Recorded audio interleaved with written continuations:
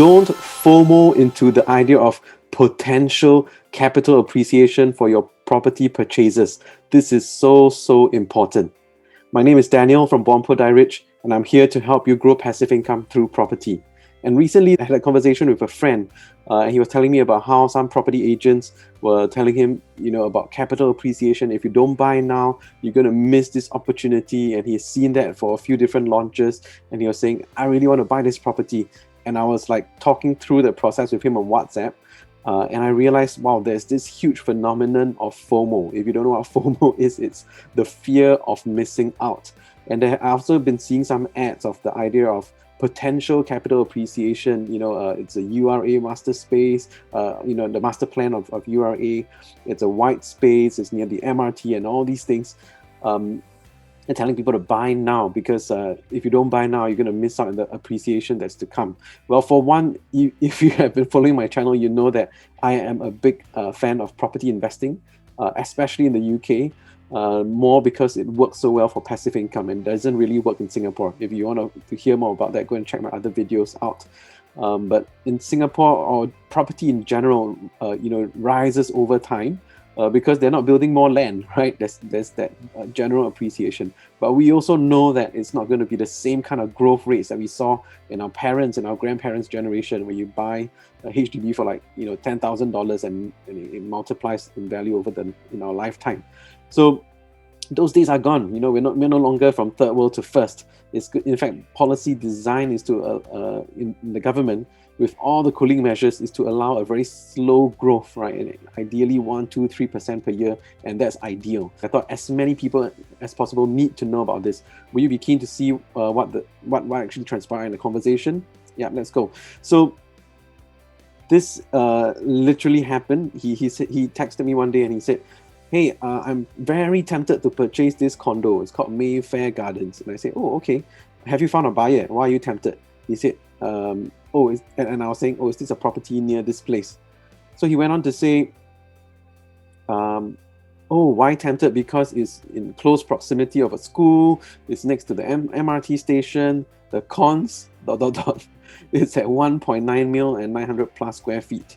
Right, which is probably the size of a 4-room HDB flat, right, or 2-bedroom, or nowadays maybe a 3-bedroom condo, but in the 2-bedroom condo space. So, I went back to tell him, 1.9 mil can get you a lot more space if you look at even other condos. And this was the context of this conversation was he was looking for a place to stay. He wasn't sure whether he will stay or he's going to rent out. And I told him this, and this is another pro tip for you, right? If you buy the resale condos, even next door, you're going to get it at a much lower PSF, much cheaper. This is for your own stay, I mean. All right. And you're not going to pay that super premium prices. Yeah. So let's see what else he went on to say. He said, brand new has an almost guaranteed chance of capital appreciation before TOP, ranging between 7 and 15%. All right. Which is really interesting to me. If you agree with this or you don't agree with this, can you type out in the comments section below? Do you think for new launch projects, new condos, from the time you buy it till TOP, you're going to get a guaranteed 7 to 15% capital appreciation? I mean, for me, I think that that is probably not the case. Yeah. So I went on to tell him, he goes on to say, I asked him actually, is it a developer discount? And then he said, well, they will keep jacking up the price until TOP reaches. And that's how he's seen for a few condos. So to me, this is really just a tactic by the developer to create that sense that if you don't buy now, the price is going to increase. But we also know of developers nearing to the date when they have unsold stock, they're just going to sell it at a discount anyway. Yeah. So, and then he went on to say, oh, you're right, bro. That's an internal struggle I have. I've also been thinking of buying, then renting out. So, my friends, this is so important. Don't FOMO into it because you think if you don't buy it now, the developers are going to jack up the price. Price is one thing, right? Price is what you pay.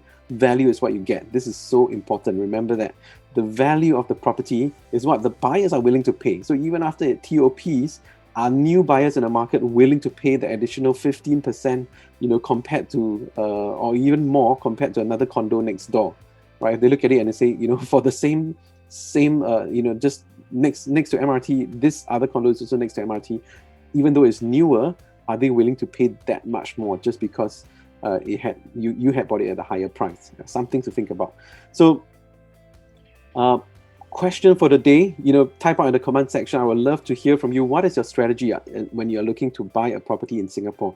Is it for your own stay? Are you hoping that it goes up in capital appreciation over the years? How much capital appreciation do you think it will go?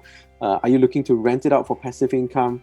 I'm gonna in my next video, I'm gonna share a little bit more about what are some of the common mistakes or sales tactics that estate agents use to pressure people into selling their HDBs, right? Maybe buying 2 condos and the like, upgrading. Or another strategy people have is, if you really think it's going to go up in value 7 to 15%, are you intending to sell it on TOP? But there are also a lot of cooling measures like seller stamp duty, restricting the sale of property within the first years, right? It tears down over time, but in the first 1, 2, 3 years, definitely going to hit with a big seller stamp duty. Okay, so if this video has been beneficial to you, smash the like button, subscribe to this channel. We'll be posting weekly content to help you grow in your savviness as a property investor. So till then, this is Daniel signing out, wishing you to live life to the full.